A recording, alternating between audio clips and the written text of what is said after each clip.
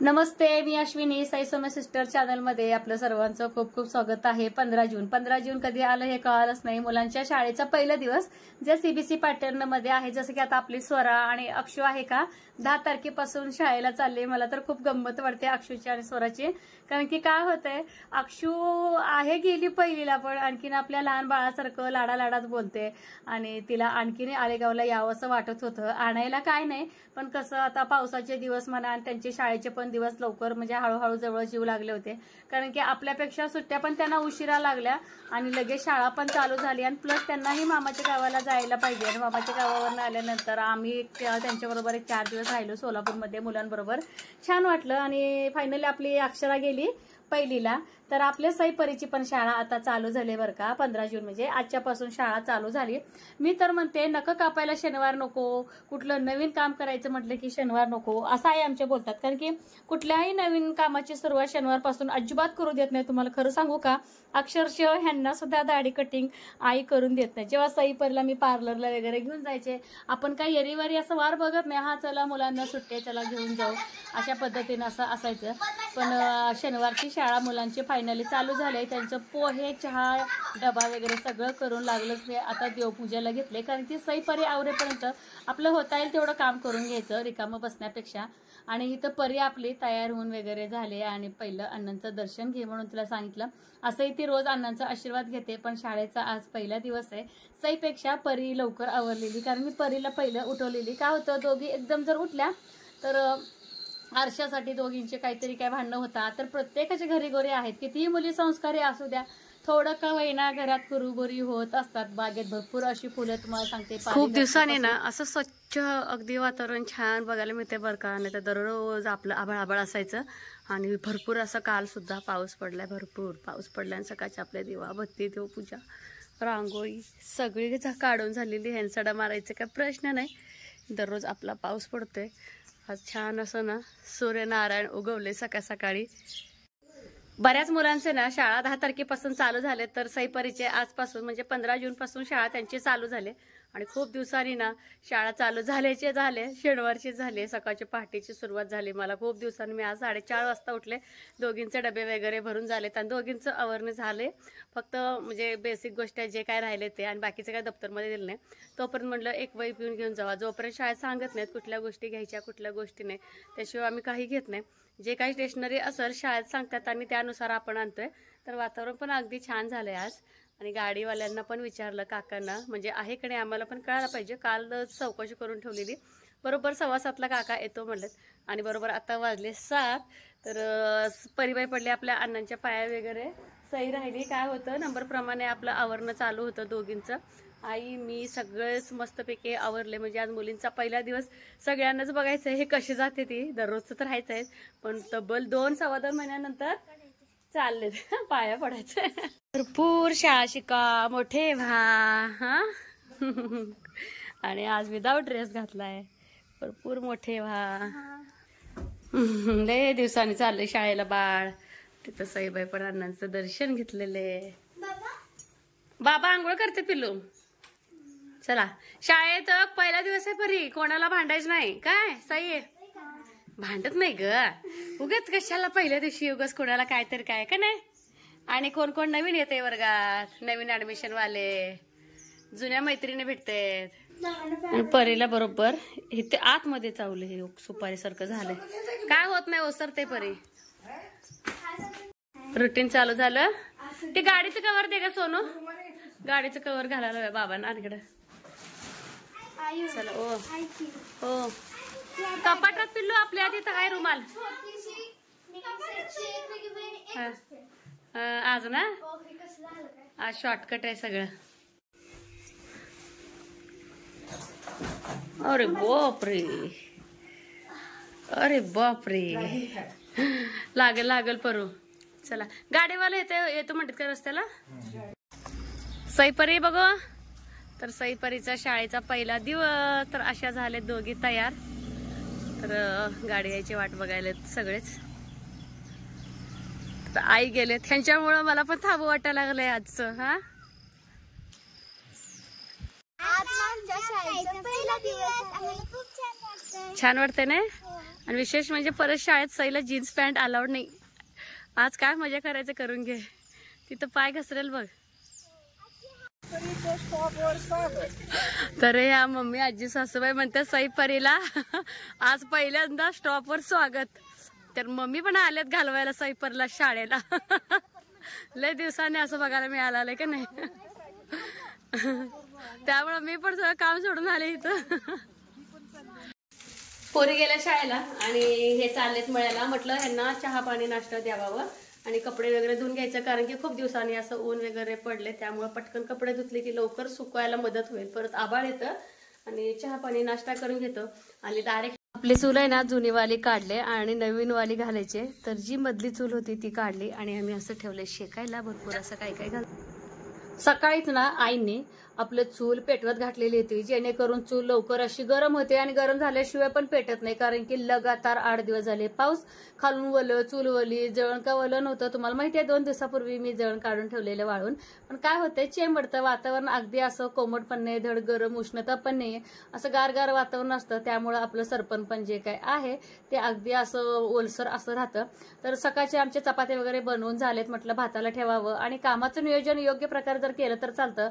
आता रतिबाचं दूध म्हटल्यानंतर तुम्ही बघू शकता 7 ते 8 दिवसानंतर, कधी कधी 5 दिवसाने मग माझं साईचं ते मग आहे का भरतं. लागलंच म्हटलं लोणी पण करून घ्यावं आणि कडवायला चुलीवरती ठेवावं. आणि सगळं एकाच दिवशी मी आज कामं काढले. जसं की तुम्हाला सांगू का 8 दिवस किंवा 5-6 दिवस तरी आपल्याला कुठल्या गोष्टीची बघायची गरज नाही. जसं की आता मी शेंगदाणं गॅसवरतीच भाजायला घेतले. बाहेर आपली चूल भरपूर असे त्रास देत होती. दोघी का असे ना पण चपात्या भात बनवून घेतलं आणि जी काय आपली वांग्याची भाजी आहे का ते आतमध्ये तडका देऊन मी चुलीवरती ठेवलं होतं. ते आई बाहेर बघतात. इकडे लागलंच माझं शेंगदाणं एकसारखं ना परतून घेतले आणि भाजून घेतले. जास्त करपलं पण नाही आणि कच्चं पण नाही. जितका आपल्याला रवा पाहिजे रवा पण मी भाजून ठेवते. रवा काही मला आता पाहिजे नाही. जेव्हा मला काय बनवायचं असेल, जसं की आता सईपरला समजा शनिवारच्या शाळेला उपीट पोहे काय बनवायचं झालं, नाश्त्याला मी जास्तीचं असं उपीट कधी मी बनवत नाही, कधी तरच बनवते. कारण की मुलं उपीट इतकं आवडीनं खात नाहीत. पण शनिवारच्या शाळेच्या वेळेस कसं होतं आवडीचा नाश्ता असतो आणि त्यामुळे मुलं काय कधी उपीट नेतात तर कधी पोहे नेतात. आणि उपीट जरी नाही आवडलं अगदी कमी क्वांटिटीमध्ये नेतात. का ते सांगते. शाळेतला जो पोषण आहार असतो का तो एकतर चांगला पण असतो आणि प्रथम शिक्षक टेस्ट करतात मग मुलांना देतात आणि सगळ्यांना कंपल्सरी आहे. त्यामुळं भात खिचडी पण असतं. आणि इकडे मी लगेच शेंगदाणं गार झाल्या ना शेंगदाण्याचं कूट करायला घेतलं. कितीही तुम्ही अर्जंट काम करायला घ्या, अर्जंटमध्ये भाजी करा किंवा कोण अचानक पाहुणे आले, आपल्याला अचानक कुठं जायचं असलं पटकन भाजी करायला सोपं जातं. एखाद्याला सवय असतं तेव्हा शेंगा भाजायच्या आणि त्यावेळेस ना शेंगदाण्याचं कूट करायचं. कधी लाईट असते नसते. त्यामुळं ना मी तर करते. कमीत कमी 8 दिवसाच तर करते बरं का. तुम्ही तसं नका करू. तुम्हाला जर बरं वाटत असेल तर 5-6 दिवसाचं करा. नाहीतर 8 दिवस जरी कूट ठेवलं शेंगदाण्याचं तरी काही होत नाही. धड बारीक पण नाही आणि मोठं पण नाही अशा ह्याच्यामध्ये करते. जसं की आपल्याला सुक्या भाज्यांना पण घालता येतं. अति शेंगदाण्याचं कूट बारीक केलं का खूप तेल होतं आणि ते अजिबात आमटीमध्ये मिसळून घेत नाही. लागलंच म्हणलं रवा भाजून घेतला, शेंगदाणे भाजून गार करून शेंगदाण्याचं कूट करून घेतलं. आता लसूण खोबरं बनवायचंय. कोण लसूण खोबरं बनवताना त्याच्यामध्ये ना पुदिना घालतात, कोथिंबीर घालतात. पण मी पुदिना कोथिंबीर दोन्ही सुद्धा घालत नाही. जसं की माझ्या माहेरी वहिनी आणि आई घालतात. तर इथं मी कोथिंबीर का घालत नाही तर मला ते परत वास आल्यासारखं होतं फ्रीजमध्ये. त्यामुळे मी फक्त आलं आणि लसूण भरपूर असं आपलं खोबरं. तर खोबरं मी वेळेनं चिरून घेतलं होतं. मोठं होतं. त्यामुळे मी काय केलं कधीही खोबरं लसूण आलं एकत्र बारीक करायचं नाही. अजिबात मिक्सरला किती तुम्ही आबदलं तरी ते बारीक अजिबात होत नाही.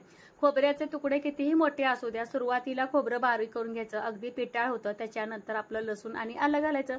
बघू शकता अगदी बारीक असं आपलं झालंय.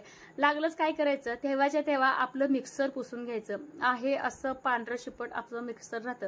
नाहीतर एखाद्याचा हात वगैरे उमटलेलं तसंच आपण जर घाईघाईत ठेवलं तर ते घाण होऊन जातं. त्यामुळे जिथल्या तिथं साफसफाई करून ठेवलं ते बरंच असतं. आता बघू शकता मी शेंगदाण्याचं कूट एवढं केले. मला एवढं शेंगदाण्याचं कूट 8 दिवस जातं.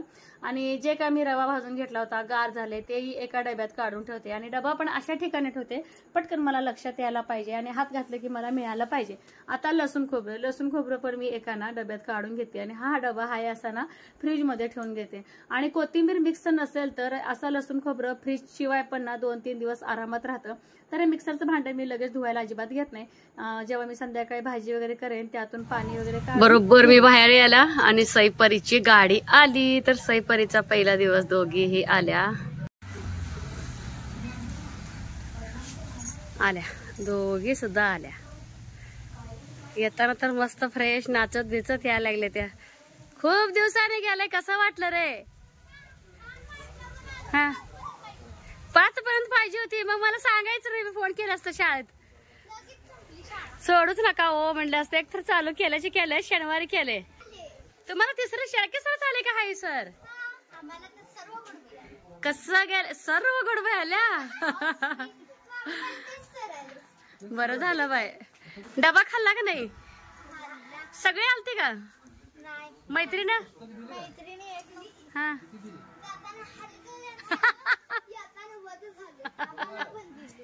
तुम्हाला पण दिले का?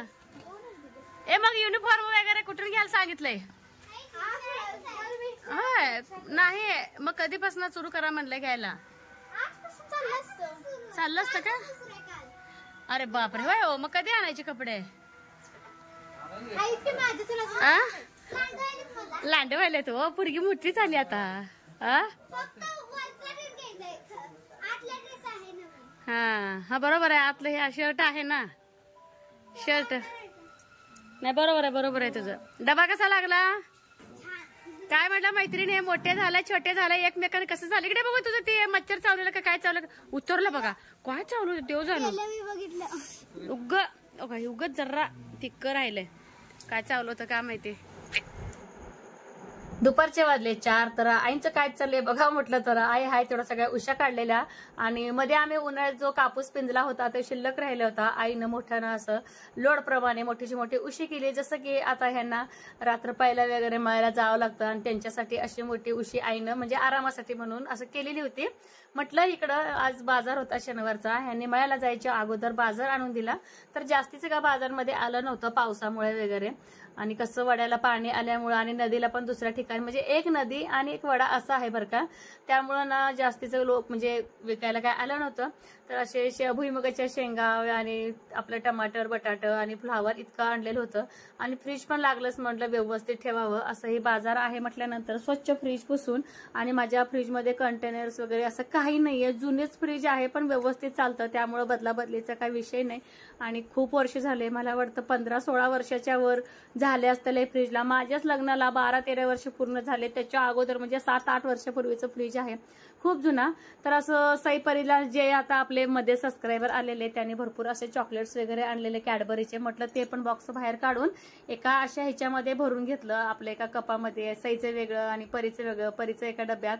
आणि मी असं भाज्या वगैरे लावून घेतले आणि जे का आपले मसाले तीळ कडधान्य तेही एका बाजूला असं लावून घेतले. म्हणजे अगदी सुटसुटीत हात घातले की सापडायला पाहिजे. आणि जे कॅडबरीचं बॉक्स होतं का तेच बॉक्स मी कट करून फ्रीजमध्ये असं लावून घेतले बरं का, आपलं फ्रीज घाण होऊ नये. आणि 4 वाजताचं आपलं डेली रुटीन दररोजचं आपलं कचरा काढणे.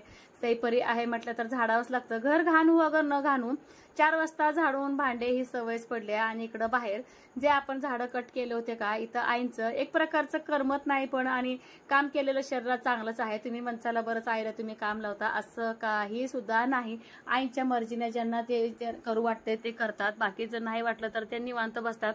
आणि सईपरीची परत पोरी दुपारपासून घरातच होत्या. आम्ही जे करेल ते पोरी करतात. जसं की आता आई आळ करतात तर सईपरी पण ते जाऊन मध्ये मध्ये त्यांचं करणं असतं. जसं की कचरा तर कचरा म्हणजे असं उकरून उकरून काढणं आणि व्यवस्थित पण दिसतं बरं का स्वच्छता केल्यानंतर. आणि मी इकडे एका बाजूला आले जसं की जिथं आपलं चिक्कू गुलाब पेरूचे झाडं आहेत का तिथं जसं पाऊस पडेल असं जोरात मारा बसला की जे काही पिकलेलं पानं आहेत का ती सगळी पिकलेली पानं जसं माझ्या हाताखाली असं हातानं उपसेल असं गवत येते. तसं छोटे छोटे गवत काढून ना माझं असं पाला पाचवा काढणं चालू आहे. लहान असेपर्यंतच गवत वगैरे आपण उपसलं का मग ते जास्तीचं गचपण पण होत नाही आणि आपल्याला पण त्रास होत नाही आणि गार्डन पण आपलं स्वच्छ राहतं. जे आपण मध्ये पावठा भोपळा घेवडा बटाट म्हणते आपलं दोडका लावलं का ते सगळं तो उगवून आलंय बघू शकता. खूप छान आनंद तर इतका झागलाय. त्या आनंदाला बघूनच मी हे सगळं चालू केलं साफसफाई. आणि जी कवळं कांडी होती ना जे माझ्या मम्मी सासूबाईला दिलेली होती गुलाबाची त्यांनी ते कवळे म्हणून ठेवून घेतलेली ती परीनं गमतीनं लावली. शेंड्याला लावायचं होतं शेण ती खाली लावलेली पण छान फुटले. ही बघा किडा, तर ह्या किड्याला म्हणतात हुमणी. तर हे शेतकऱ्याचं दुश्मन आहे बरं का. ही हुमणी किडा जर एकदा जमिनीला जर लागलं कितीही तुमचं मोठं झाड असू दे, दिसती आळी इतकीच पण तुमचं झाड पूर्ण पोखरून काढते बरं का. तर मला ह्या पावसाळ्यातलं पहिल्यांदा ही हुबणी दिसली बघा. आत्ताच पावसाळा चालू झालाय, आत्ताच झाडं भरू लागलेत आणि किडा लगेच म्हणजे कसा उत्पन्न झाला असेल ह्याची एक मला काळजी. शेवटी म्हणतात की निसर्गाची किमया देव देतो पण घेतो पण म्हणल्यासारखं सगळ्या किटाणू सकट ह्या पावसाळ्यात जन्माला घातले. आणि तुम्हाला गंमत सांगते, साफसफाई जेव्हा करत होते ना, आपला वडा आपल्या घरापासून काय खूप लांब नाही बरं का. आणि इतकं डराव डराव त्या बेडकांचा आवाज येत होता. पाण्याचं प्रमाण भरपूर म्हटल्यानंतर बेडकं पण भरपूर लागलंच. मी सगळी भांडे घासून मग साफसफाईला लागलेली होती. म्हटलं आता पटकन स्वयंपाकाला लागावं. फक्त तोंड वगैरे धुतलेली होती, फ्रेश वगैरे झाली नव्हती कारण की ऑलरेडी इतकं उशीर झालेले ना, 7 सव्वा 7 वाजून गेले. कामाच्या नादात किती वाजले ते काय मला कळालंच नाही. म्हटलं आज आपलं साधं शेवायचा भात करावं. खीर मी संकष्टीला जास्तीत जास्त करते. साधं शेवायचा भात आईंना खूप आवडतं, जसं की दूध, तूप, साखर ऑप्शनला आहे, गुळ जास्त आम्ही खातो. तर शेवाय वगैरे शिजवून घेतलंय आणि इथं लागलंच म्हटलं बटाट्याचा रस्सा बनवावं. तर सईपरीचा आवडीचा विषय आहे. तुम्ही बटाट्याची भाजी रोज जरी बनवलं, आई सुद्धा आवडीने खातात. जे सकाळी मी लसूण खोबरं बनवलेलं होतं ना, तेच मिक्सरचं भांडे मी ठेवलेलं होतं, त्याच्यामधूनच आपलं बटाटा स्वच्छ धुवून पाणी इसळून आपलं ही भाजीला वापरायला घेतलंय. आणि इकडे बटाटा माझं झालं लागलंच, एका बाजूला गॅसवरती बारीक करून ठेवले, बटाटा कच्चा होता ना त्यामुळं. तर लगेच म्हटलं भाकरी सुद्धा करायला घ्यावं. तर मला वाटते बरोबर 8 वाजले असतील. एक तयारी करायचं म्हटलं की उशीरच होतो बरं का. आणि विशेष म्हणजे आज सईपरीना जेवायला जास्तीचं गडबड केलं नाही ते एक बरं, कारण की तेही आम्ही काम करताना आमच्यामध्ये गुंतल्या होत्या. जे आम्ही करू ते मध्ये मध्ये त्यांचं करणं असतं आणि स्पेंड आई आजी बरोबर करणं हे महत्वाचं आहे बरं का. जसे की त्या जेव्हा मोठे होतील त्यांना म्हणजे ह्या लहानपणीच्या जे काही आठवणी आहेत ना, गोड आजी बरोबरचे, माझ्या बरोबरचे म्हणा, जे काही आमच्या बरोबर कामं केलेले असतात ते त्यांना छान वाटतं आणि त्यांना ते आठवायला पण भारी वाटेल असं माझ्या तर मते वाटतं बरं का. तर इथं माझं भाकरी करणं चालू आहे. भाकरीचं कमी जास्ती करणार नाही कारण की भाकरी जास्त आई आणि ह्यांना. आणि असा माझा आजचा दिवसभराचा रुटीन होता. आणि सईपरीचं पण अनुभव त्यांनी शाळेतले छान सांगितले, कुठले शिक्षक आलेत कुठले नाही, भारी मस्त वाटलं. लागलंच भुईमुगाच्या शेंगा सुद्धा मी भाजायला घेतले आणि चाळणीमध्ये खूप छान भाजले जातात एकसारखे. चुलीवर भाजा किंवा गॅसवरती भाजा. चला मी आता येत्याच व्हिडिओचा एंड करणार आहे बरं का. कसा वाटला व्हिडिओ नक्की सांगा. चला बाय.